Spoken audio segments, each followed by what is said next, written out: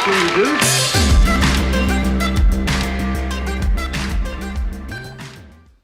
Hello, everyone. I would like us to begin with a short exercise. So can everybody place their hands like this? Reach out your hands. Thank you. And I will count to 3. And when I say 3, I want you to clap your hands, okay? 1, 2, 3. So I did this to show you that we don't always do as other people tell us to do. We'd rather do as other people do. And this is important when it comes to creating well-being in ourselves and in others. I'm a psychologist, and I train organizations, teams, and individuals in creating happiness and well-being. And a couple of years back, I co-authored a book on the science of happiness. But when the book was published, I was actually in the middle of a life crisis. I'd just broken up with the person who I thought I'd spend my life with. I had no place to live and no job. And I think this is a very common human experience. We all face problems. We end up in crisis sometimes, and we struggle. But at the same time, I think most of us, we long for that other kind of life that entails meaning and connection and happiness. But it's kind of difficult to live this life, to always be there in this happy place. And today, I want to show you why your brain is not always on your side when it comes to creating happiness, but also what we can do to counter this. And it's not going to be by just positive thinking. This takes positive action. Because happiness is a skill we all can train and work on. I want us to start here. How it's not just about positive thinking. So let's begin with this. Have you ever found yourself in a situation where you're really worried about something? And you kept worrying, even though you knew that worrying won't change the situation or help the situation in any way. And nevertheless, you just kept on worrying, hands up. Right? We're all doing this. And if we could have total mind power and just switched over toward these happy thoughts, we just have done that and get on with our lives.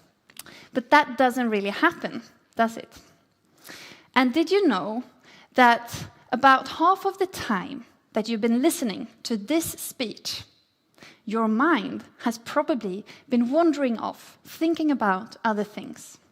According to a study by Daniel Gilbert and Matthew Killingsworth, our minds wander 46.9% of the time we spend awake.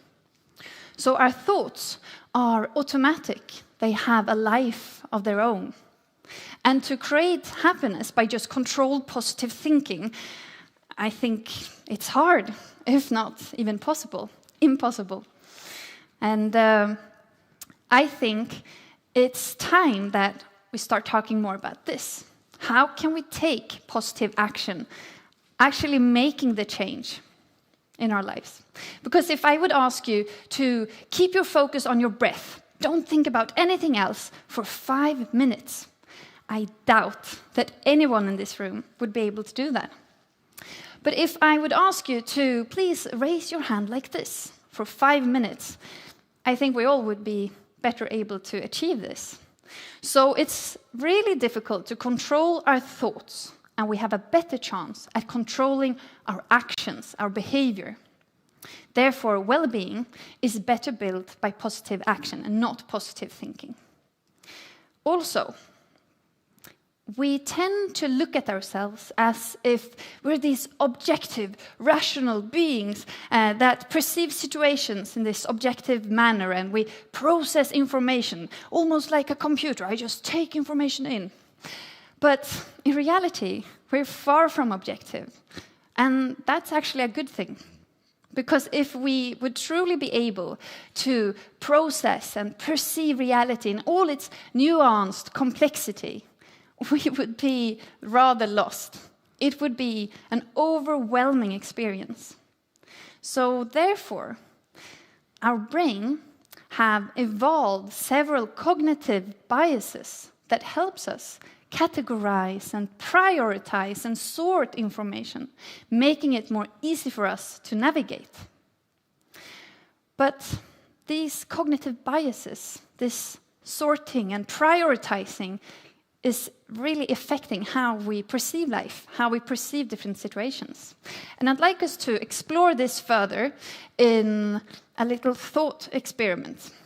So I invite you all to think back at the last time that you had an evaluative conversation with your boss or manager. And I'm quite sure that you got to hear a lot of good things. Things like how you contribute to the workplace. But I'm also quite sure that you got to hear something that you can improve with yourself, with your performance. And once you leave this conversation, what do you think that your brain thinks is the most prioritized information? All the things that you do really good, or the one thing that you should be improving? Well, if you're somewhat like me, it would definitely be the latter. And this doesn't really have anything to do with how my brain works. This is actually a pattern that's been shown among people. For example, Teresa Amabile is a professor at Harvard Business School. She did a diary study where she got to read people's diaries to explore how they experience everyday life. And she saw a pattern that the negative effect of a setback was more than twice as strong as the positive effect of a success. And the same thing goes with money, that we feel way worse about losing an amount of money than we feel happy about gaining the same amount. And if you would receive a compliment from a coworker and then a complaint from another coworker, these two comments don't neutralize each other. The complaint would definitely leave a stronger emotional mark. So now we need to ask ourselves, why? Why do we carry this emotional asymmetry? Why do we have this preparedness to experience unpleasant and negative emotions? And to understand that, we need to understand the context, the environment where our brain has been evolving for so many years. Today, several studies say that we have evolved a negativity bias, which helps our attention to be drawn to unpleasant or possibly threatening information. And this was really good back then and there when we were at the savannah fighting for survival every day. But today, here and now, this definitely affects how we perceive our life, how we perceive our relations, our workplace, our own performance, and ourselves. So to simplify this a bit, one could almost say that your brain is concerned that you survive throughout this day. It's less concerned that you're a happy survivor. So by now we can understand that it's not strange that all of us sometimes feel anxious or tense or we worry. In one sense, we were built for this. But most of us, we long for this other kind of life with the meaning and the connection and the happiness.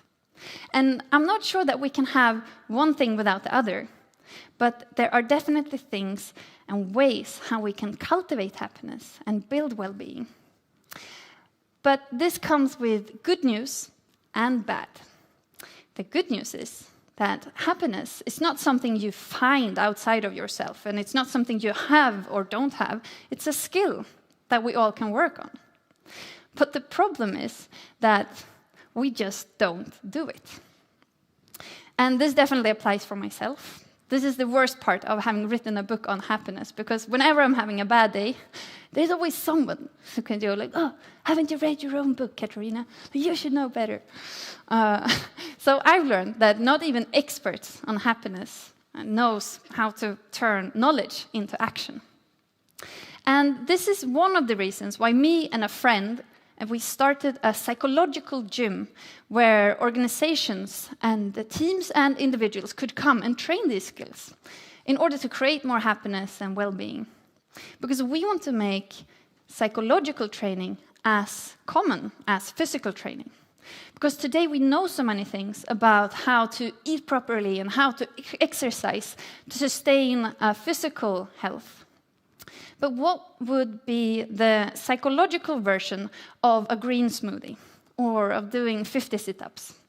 Is there really such a thing? And I would say yes, definitely. There's a lot of different exercises and things we can do, building healthy habits for ourselves. And I would like to present an example of this. So once you've finished listening to this speech, when you're leaving this room later tonight, I'd like you to bring out your smartphone and text a kind, appreciative gratitude text to someone that you care for. And maybe you can just notice how that feels. And this is a good example of an exercise that I often do with leaders and teams.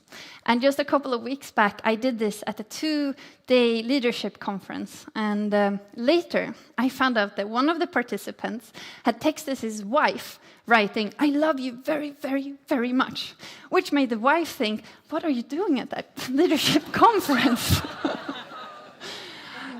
And it just texting one person at one time, it won't change the world in any way.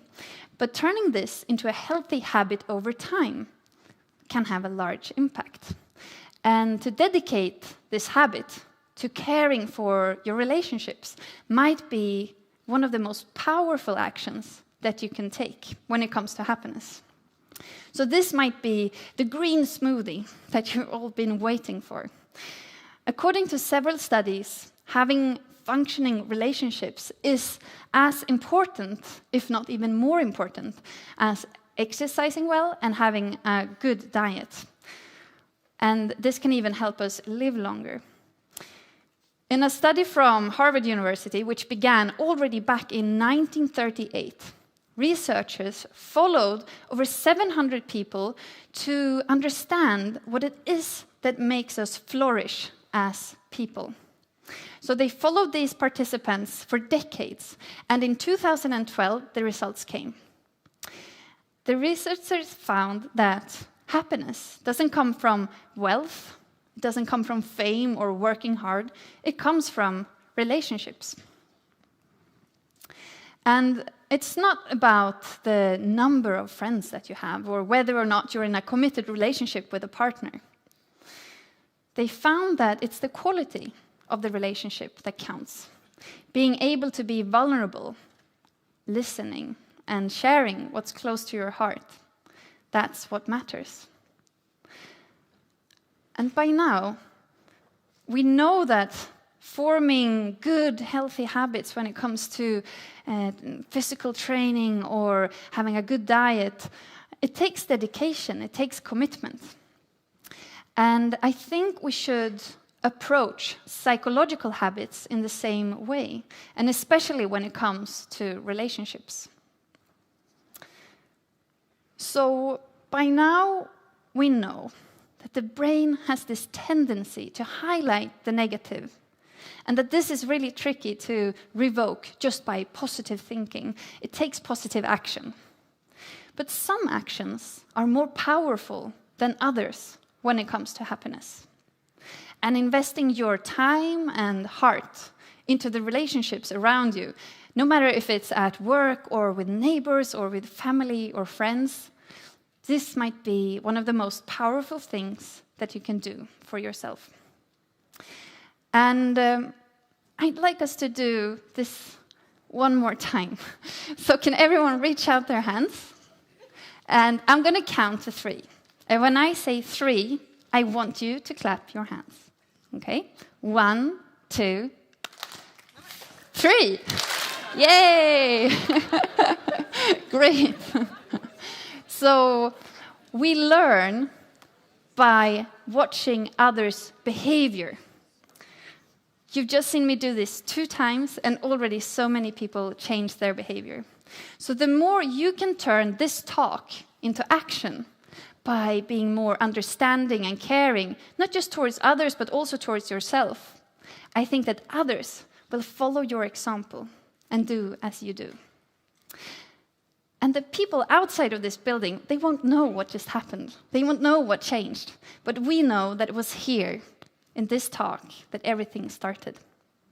Thank you.